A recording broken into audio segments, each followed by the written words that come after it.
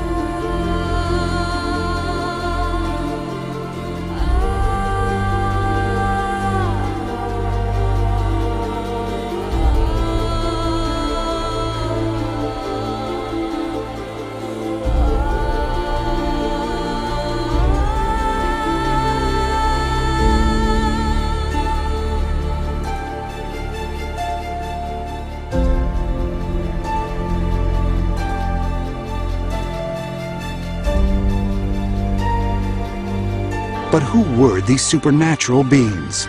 Many of these Hindu gods did look different than humans. Generally, they're often depicted as having blue skin, and that may well be describing extraterrestrials. Could Hitler have been aware of these same ancient accounts? Might that have been the reason behind Nazi Germany's archaeological and scientific trips to India and Africa? The Nazis were looking for something. They were looking for some kind of technology that the ancients possessed, that we had lost, and they wanted to find it, and they wanted to find it fast. Throughout the Middle East and also in ancient India, there's stories of jinn, these genies. They've got magic powers, magic lamps, flying carpets, and things like that. So in my mind, it's quite possible that this ancient jinn are really the ancient aliens with all their technology and aircraft.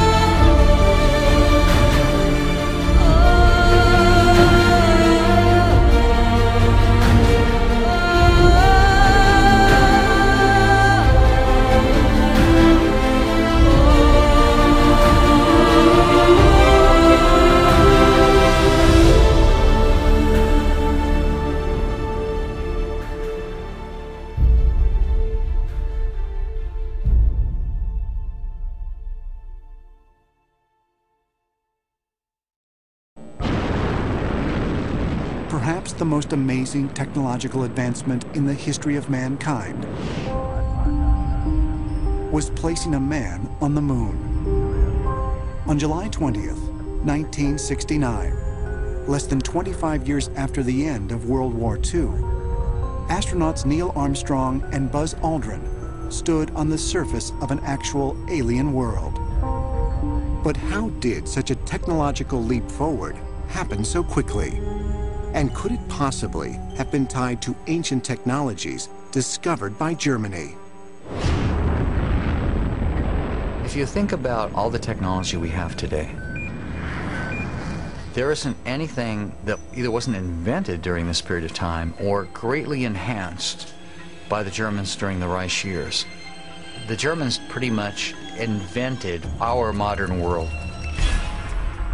Following the end of World War II, many of Germany's top scientists, engineers, and technicians were captured and brought to America as part of a secret project known as Operation Paperclip. Operation Paperclip was a U.S. government project to bring German scientists to the United States to work either for the military or for industry. They were taken into custody, they were granted asylum, they were brought to the United States. Their horrific war crimes with concentration camp victims were expunged. The most important and influential of these former German scientists was Dr. Wernher von Braun, the commander of Germany's Peenemünde Space Research Center. Von Braun was really the developer of the V-1 and the V-2 rocket. He was a member of the Nazi Party. His commanders were SS generals. He was privy to some of the most secret projects that Nazi Germany was developing during the war. Once in America, von Braun quickly established himself as the leader of the U.S. military's burgeoning rocket program. He would eventually become one of the key architects of NASA. In fact, the first rockets that the United States was launching out in New Mexico were essentially the V-2 rockets. In fact, I think the only real difference was that we'd taken the swastikas and the iron crosses off.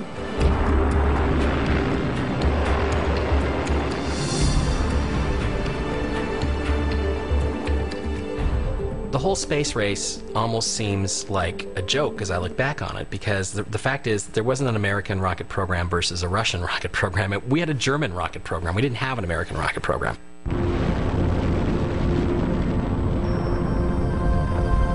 There's no question, as you look at NASA, there's no getting to the moon without von Braun and the other German rocket scientists. In many ways, the American government has just carried on what the Third Reich was doing, building underground bases and factories, developing secret technology. And this technology was also in ancient times too, and it's the same technology that was used in the Vimanas. In 1970, UFO researcher Alan Greenfield claims to have met rocket expert Wernher von Braun while examining declassified files at Wright-Patterson Air Force Base. And I said to him, how did you develop that much technology so fast? And he looked down the rows of UFO files and he said, we had help from them. And I said, you mean them, meaning the aliens? He said, yeah, we had help. We all got help from them. And that was like the eye-opening moment. SS Commander Heinrich Himmler brought in psychics and mediums who claimed they could contact extraterrestrial beings. One of these was an influential member of the Vril Society named Maria Orsic. Maria Orsic headed a group of women known as the Vriligen, or the female Vril members, and they were beautiful women. They grew their hair very long because they felt like their long hair could act as an antenna to the universal Vril energy. They believed that extraterrestrials, non-human force, was right here on planet Earth. And they were the ones who inspired the early technology to develop circular-shaped craft based on images that they'd seen of flying saucers. They inspired Schaumburger.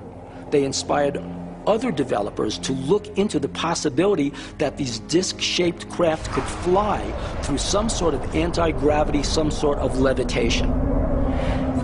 The Germans were able to develop a technology so far in advance of the Allied technology that people said they were helped by extraterrestrials. In fact, the one quote we have was from Hermann Oberth. And Dr. Oberth was in the German rocketry program.